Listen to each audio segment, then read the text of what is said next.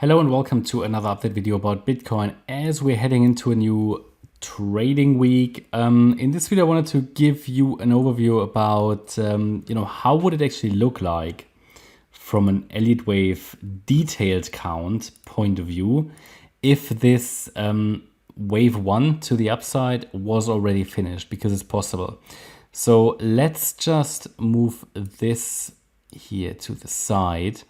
And let's assume the wave 4 finished and we already put in this wave 5 as per the alternative count, but it's possible. All right, so how would that look like? I just want to give you an idea, because I had also in the channel membership on Discord and Telegram, I've read a few questions about, how could this be subdividing? What would be the micro count for this?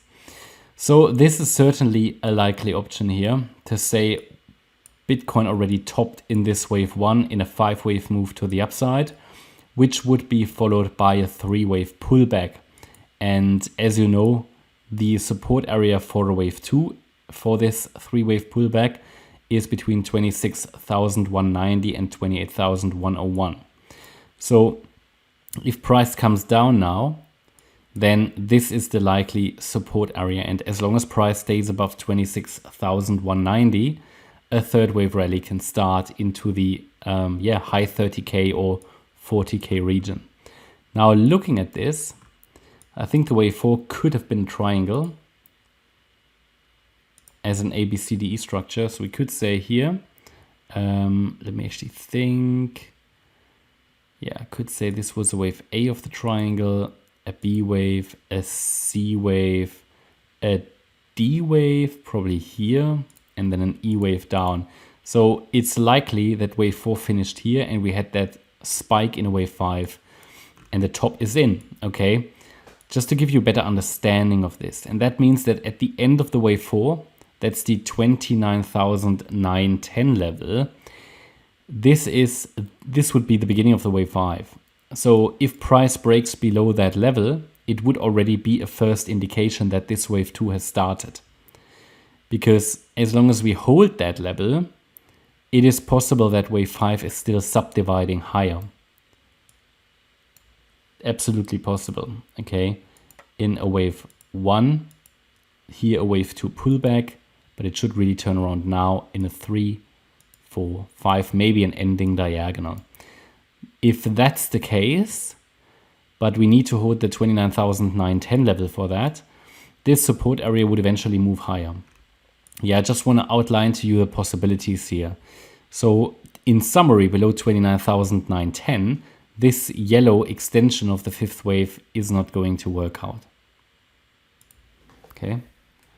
So these are the two likely options. Another possibility, but I start to doubt that. It looked likely, but the latest price action doesn't really look like that anymore.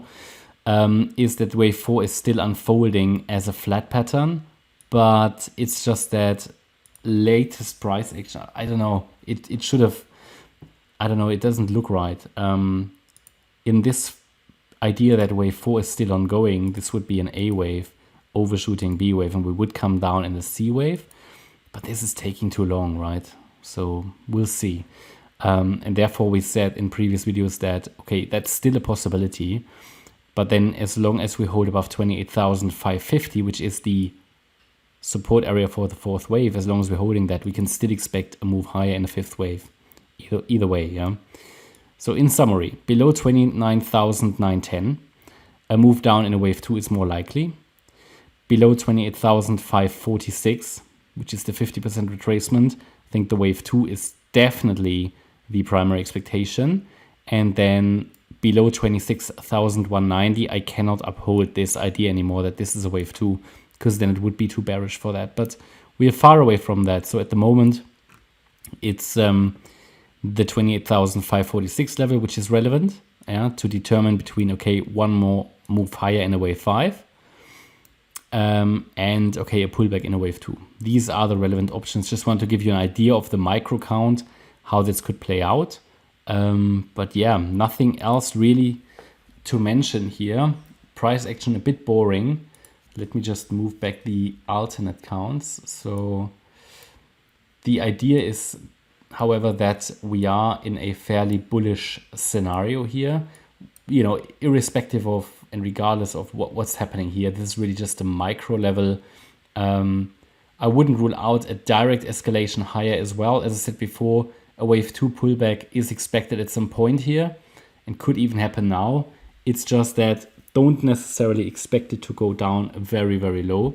These pullbacks can be shallow, and bear in mind that in a third wave rally, if it really starts, the third wave of a third wave, the train usually leaves the station with as few people as possible on the train. So that generates typically quite a bit of FOMO, which then drives the third wave even higher, because those people who haven't got a position, they are forced to buy back a little bit more, or if not much more. Yeah, but that's my update about Bitcoin. Hope you liked the update. If you did, please hit the like button, leave a comment and subscribe. And if you really like the content, then please check out the channel membership. Thanks a lot for watching. Bye-bye.